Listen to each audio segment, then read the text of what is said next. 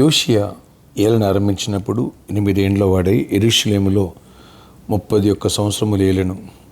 అతడు యెహోవా దృష్టికి నీతిని అనుసరించుచు కుడికైనను ఎడమకైనను తొలగకుండా తన పితడైన దావీదు చూపిన ప్రవర్తనకు సరిగా ప్రవర్తించెను. తన ఏలుబడి యందు 8వ సంవత్సరమున తానింకనూ బాలుడై ఉండగానే అతడు తన పితరుడైన దావీదు యొక్క దేవుని యొద్ద విచారించుటకు పూనుకున్న వాడే 12వ ఏట ఉన్నత స్థలములను దేవతా స్తంభములను పడగొట్టి చెక్కిన విగ్రహములను పోత విగ్రహములను తీసివేసి యూదా దేశమును యెరూషలేమును పవిత్ర చేయనారంభించెను. 2వ దినవృత్తాంతములు 34వ అధ్యాయం 1వ వచనం నుంచి 4వ వచనం వరకు. Praise Jesus. ఈరోజు ఫిబ్రవరి 3 మండే. గుడ్ మార్నింగ్ పరలోకనీస సంఘ బిడ్డలకు, ఆత్మీయులకు, దైవజనులకు, ఇతర రాష్ట్రాల్లో, ఇతర దేశాల్లో ఉన్న మన ప్రియులందరికీ ఈ ఉదయకాలం ప్రార్థన ద్వారా కృపాక్షేమలు సమృద్ధిగా విస్తరించునుగాక. ఫ్రెండ్స్, ఉదయం లేచి ప్రే చేసుకునే అలవాటు చేసుకుంటున్నావా? దేవుని యొక్క వాక్యాన్ని చదువుతున్నావా?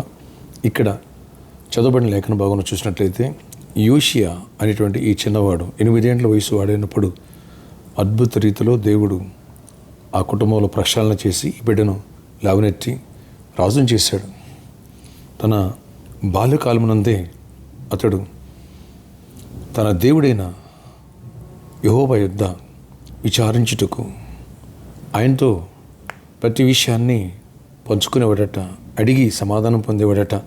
తన పితరుడైన దావీదు చూపిన ప్రవర్తనకు సరిగా ప్రవర్తించాడ. యథార్థంగా దేవుని నామమున అడుగులు వేసాడంట. తొలిగిపోకోకుండా, అటు ఇటు అడుగులు వేయకోకుండా. అంతకుముందున్న భ్రష్టులైన రాజులు ఉన్నారు కొంతమంది, వాళ్ళ వలె లోకాచారాలు, అన్యాచారాలు పాటించుకోకుండా దేవుని దృష్టికి భయభక్తులకు వెళ్ళిన వాడే జీవించాడట. దేవుడు ఎప్పుడు కూడా ఒక మెజర్ పెట్టుకున్నాడు, దావీదు వలె ఉండాలని, హృదయపూర్వకంగా అడుగులు వేయాలని, యథార్థంగా ఆయన్నే వెంబడించాలని, వేరే ఇతర మార్గంలో వెళ్ళకూడదని. సేమ్ ఇక్కడ దావీదుని కంపేర్ చేస్తున్నాడు యోషియాని.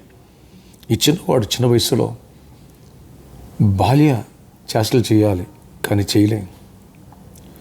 ఆ సమయంలో కూడా దేవుడి మీద ఆధారపడటం నేర్చుకున్నాడు సమూయేలు.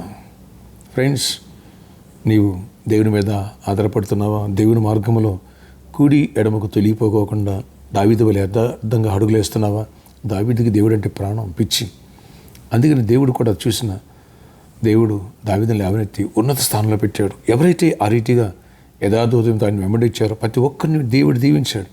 నేను ఈరోజు ఈ వాక్యం ద్వారా దేవుని దృష్టికి దావీదు వలె, యోషియా వలె మన బిడ్డల్ని మనం మొదటి నుంచి కూడా దేవుని మీద విచారణ చేసి దేవుని నామమున అడుగులు వేస్తూ యథార్థంగా జీవిస్తే సమృద్ధిగా దేవుడు దీవిస్తాడు. నీకు మంచి జాబ్ ఇవ్వరా? ఇస్తాడు. నీకు స్వస్థతలు ఇవ్వరా? ఇస్తారు. ఫైనాన్షియల్గా నీ ప్రాబ్లం సాల్వ్ చేయలేరా? ఇస్తారు. నీ కుటుంబాన్ని కట్టలేరా? కడతారు. నేను స్వస్థపరచలేరా? స్వస్థపడతారు. ఏదైనా చేయగలడు. యథార్థ హృదయంతో దేవుడిని వెంబడించు. అటు ఇటు తొలక్క. ఏదున్నా ఆయన అడుగు, ఆయన మీద ఆధారపడం. అద్భుతాలు ప్రభు చేస్తారు. ప్రార్థన. ప్రభా, ఈ రోజంతట్లో నీ సన్నిధి తోడయించండి. ఈ వాక్యం ద్వారా మాతో మాట్లాడా. యోషియా చిన్నవాడైనప్పటికీ కూడా నీ సన్నిధిలో నీ యందు విశ్వాసం కలిగి, భయభక్తులు కలిగి అడుగుల ముందుకు వేసాడు. దావీదు వలె ప్రవర్తించాడు. అందుకని మీరు ఒక రకంగా అప్రిషియేట్ చేశారు, మరొక రకంగా బ్లెస్ చేశారు, దీవెనించారు. అలాంటి దీవెని మేము అందరూ పొందుకునే భాగ్యం మాలో ప్రతి ఒక్కరికి దయచేసి, మేము మా బిడ్డలు మీ దృష్టికి యథార్థంగా అడుగులు వేసే కృపను సంఘంలో ప్రతి ఒక్కరిని కూడా దీవించి ఆశీర్వదించండి. ఎవరి వ్యాధిస్తులు వారిని స్వస్థపరచండి. ఎవరు జాబ్ లేదో వాళ్ళకి జాబ్స్ ఇవ్వండి. ఎవరు పెళ్లి కాలేదో మ్యారేజ్లు ఇవ్వాలి. ఎవరు గర్భలేదో గర్భాలు ఇవ్వండి. ఎవరు బిజినెస్లో బ్లెస్ అయ్యింది.